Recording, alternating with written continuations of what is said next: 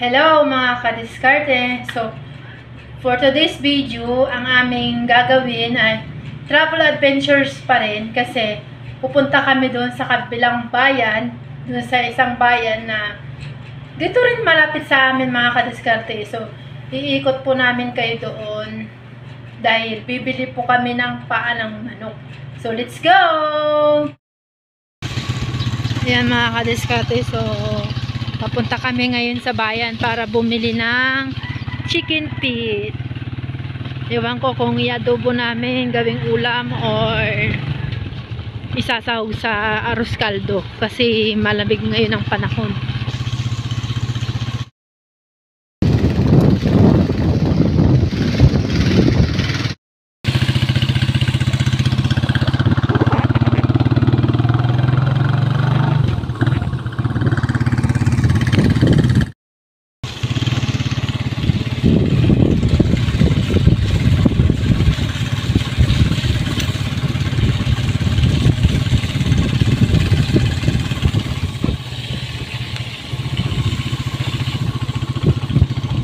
Ayan mga kadiskarte,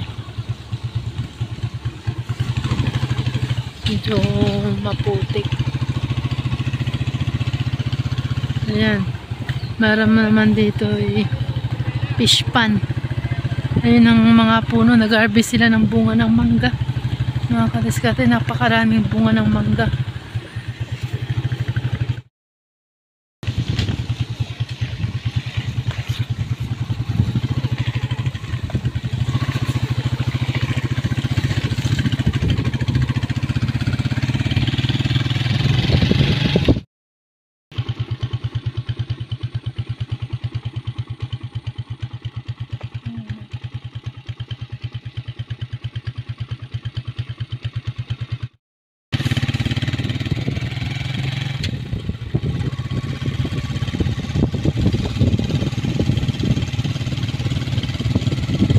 Ito ay palaisdaan mga kadiskarte, fish pan.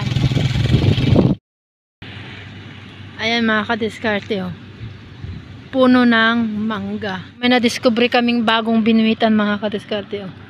Doon, oh, yung mga na-harvest nilang mga isda, yung mga tira-tira doon ka pwedeng maminwit.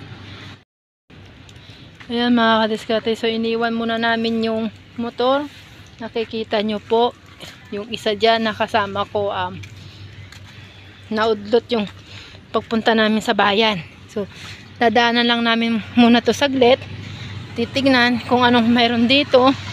Ayan, so may ng palay.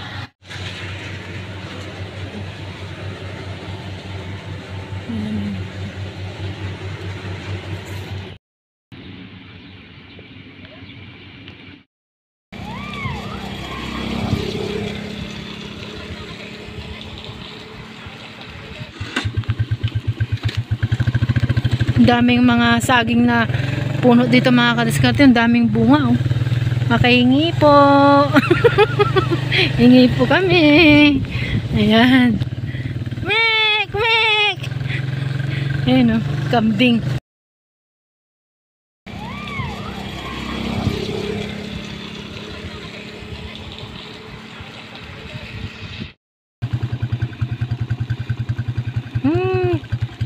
Gandang hulihin. Ayun yung mga pugo, mga kadiskarte. Ayan. Woo! Ulan na. Basa na ang cellphone ko. So let's go. To be continue going to market. Wet market.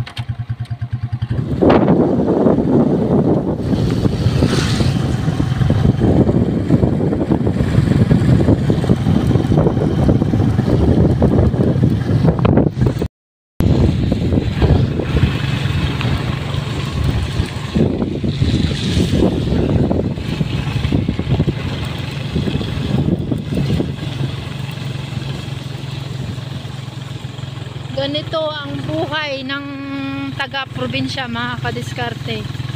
Magagandang tanawin. Ayan mga kadiskarte, so mga 1 minute before bayan. Ayan. Paa ng manok, yari ka sa amin.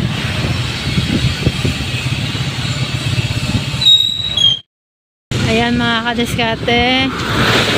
So, ipapart lang po namin yung motor. Ayan, sana may mabili pang paa ng manok. Chicken feet. Ayan. So, pasukin natin ang loob ng bayan ng Palengke. Marami silang mga tingi-tinging paninda. Ayan. Mga tingi-tingi.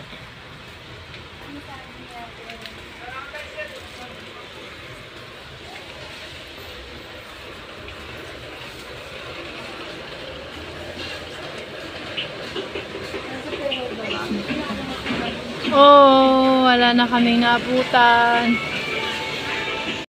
Mga kadiskarte, so wala na po tayong naabutan na paa ng manok.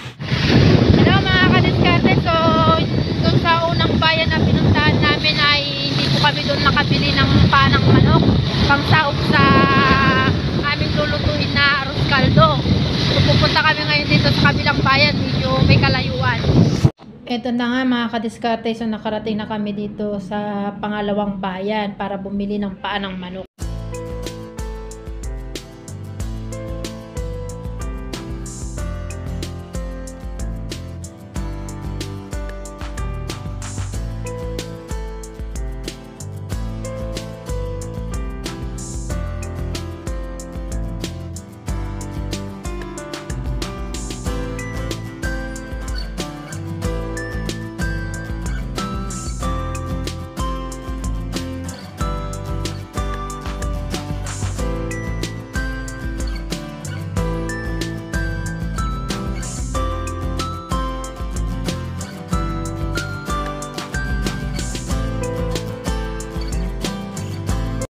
Tingin muna kami dito mga kadiskarte kung mayroon pang mabibili. Ito yung malaking bayan nila dito sa lugar namin. Dito po kami pumunta, pero ang panang manok ng mga kadiskarte ay tuwing umaga lang puraw. Ayan mga kadiskarte, so dito na lang po kami bibili ng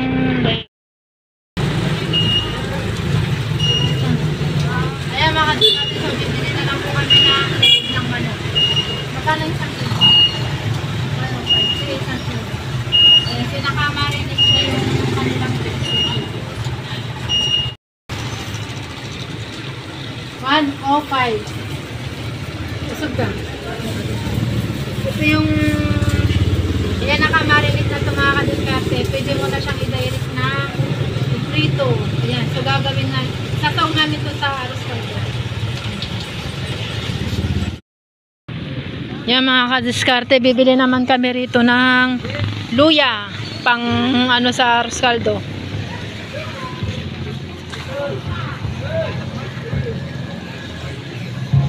Ang ano po, sarap bumili ng dragon fruit pero walang pambili. Ito na nga mga kadiskarte, so pipili na ako ng bibilin kong luya at kalamansi. Magtataka kayo mga kadiskarte, tinanggal ko po yung original ano niya, sounds niya dahil baka makopyright ako, dahil itong pwesto na binibilihan namin na luya at mga ingredients ay may malakas silang radyo. Ayan, nakapili na nga ako ng bawang. Susunod ko ang daw ng sibuyas. Yan, para mas malasa ang arroz caldo ng aking lulutuin. Yan na nga mga kadiskarte. So, magbabayad na po kami ng aming napamili na mga ingredients. So, ito si ate ay iwan ko kung nag-vlog din ata siya. Ayan, 20,000 daw. So, natawa ako. Dahil yung 20,000 daw yung napamili ko. So, nakisabay din si ate sa vlog ko. Ayan, thank you. So, ayan. May sukli pa ako dun sa 50 pesos ko. Ayan. Nakalimutan kong bumili ng Magic Sarap. Bumili po ako ng Magic Sarap. Ito na ang aming arroz caldo mga kadiskarte. Ayan.